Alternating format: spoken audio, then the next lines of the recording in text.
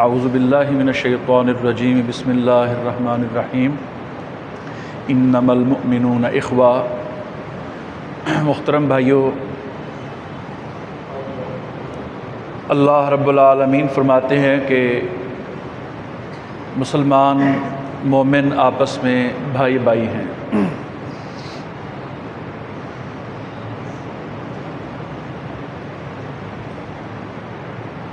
اس وقت آپ دیکھ رہے ہیں کہ وطن عزیز پاکستان میں ایک کے بعد ایک مصیبت اور آزمائش آ رہی ہے۔ پچھلے جو چند ماہ گزرے وہ بھی بڑی مصیبت کے اور خوف کے تھے کہ جنگ مسلط ہو گئی۔ اللہ رب العالمین نے اس میں مسلمانوں کو عظیم فتح سے بھی نوازا، لیکن اس دوران جو شہادتیں ہوئیں، جو لوگ بے گھر ہوئے، کئی ماہ اپنے گھروں میں نہیں جا سکے، ان مصائب سے ابھی یہ امت تازہ تھی کہ بنیر، مینگورہ، سوابی، سوات، ان تمام علاقوں میں خوفناک قسم کا سیلاب آ گیا۔ ہم ان علاقوں میں گئے، وہاں پر جو مناظر دیکھے، وہاں کے مقامی لوگ یہ کہتے تھے یہ جو پتھر آج ہمارے نالوں میں ہمارے یہاں پر پڑے ہیں، یہ ہم نے اس سے پہلے زندگی میں نہیں دیکھے۔ بڑے بڑے بھاری بھرکم پتھر کہ جس سپیڈ اور جس تیزی کے ساتھ وہ بستیوں میں، ان علاقوں میں داخل ہوئے، کوئی چیز ان کے سامنے ٹھہر نہیں سکتی تھی۔ ابھی بھی ملبوں کے نیچے شاید کچھ لوگ، ان کی قبریں وہاں بن گئی ہیں۔ پچھلے بڑے بڑے سیلابوں میں اتنی جانیں نہیں گئیں جتنی مینگورہ، سوابی، سوات، ان دنوں میں جتنا بڑا، کوئی 500 سے زائد لوگ وہ اللہ کے پاس پہنچ گئے۔ سارا ملک، سارے لوگ جوگ در جوگ ان کی مدد کے لیے جا رہے تھے، قافلوں کے قافلے جا رہے تھے۔ یہ اللہ تعالیٰ کا بڑا فضل ہے پاکستانی قوم پر، کیونکہ ہمارے ہاں تو میڈیا میں یا ہر وقت ایک ہی چیز، 2-4 بندے آپس میں بیٹھ جائیں، بس کوئی مثبت بات نہیں کرے گا، ہر بندہ نیگیٹو بات کرے گا، حوصلے توڑنے والی بات کرے گا اور کسی کی برائی کرنے والی بات کرے گا۔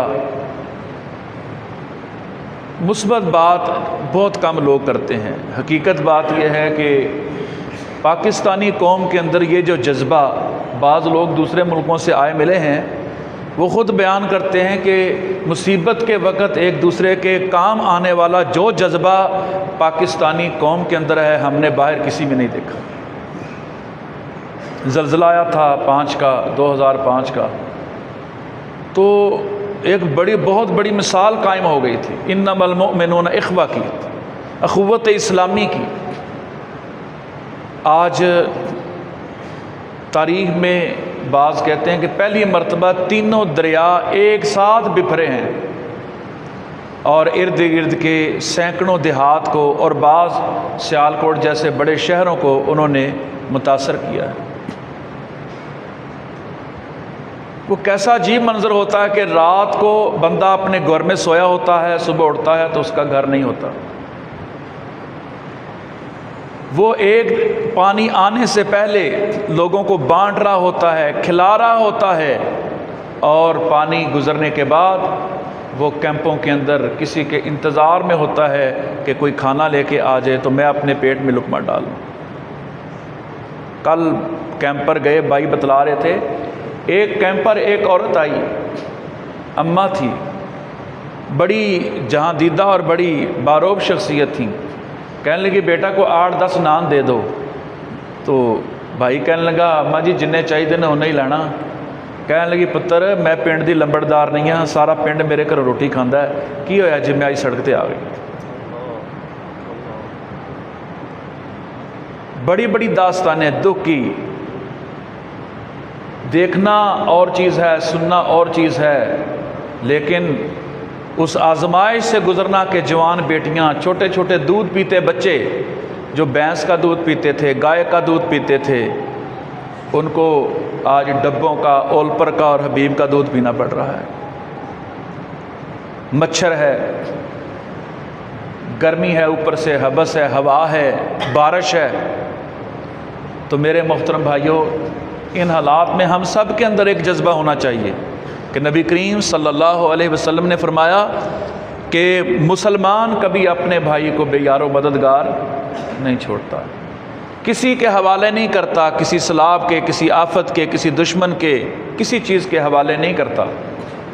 تو ہمیں آج بحیثیت امت مسلمہ یہ جذبے بیدار کرنے کی ضرورت ہے اخوت اسلامی کے، کہ ہم مصیبت میں پھنسے ہوئے لوگوں کے لیے دعا بھی کریں۔ یہ جو سیلاب آیا ہے وہاں سے پانی 3، 4، 5 کلومیٹر اندر آیا ہے، تو ہمارا یہ جہاں ہم بیٹھے ہیں یہ 8، 9 کلومیٹر ہوگا دریا سے، کوئی دور نہیں ہے۔ اللہ رب العالمین نے محفوظ رکھا ہے، اور جن کو محفوظ رکھا ہے ان کے ذمہ ہے کہ جو مصیبت میں ہیں ان کی مصیبت دور کر دیں۔ اللہ رب العالمین فرماتے ہیں جو دنیا میں کسی کی مصیبت دور کرے گا ہم قیامت والے دن اس کو مصیبت سے بچا لیں گے۔ تو اللہ رب العالمین ہمیں جو اس وقت دکھ اور تکلیف میں ہیں ان کے ساتھ کھڑا ہونے کی توفیق عطا فرمائے۔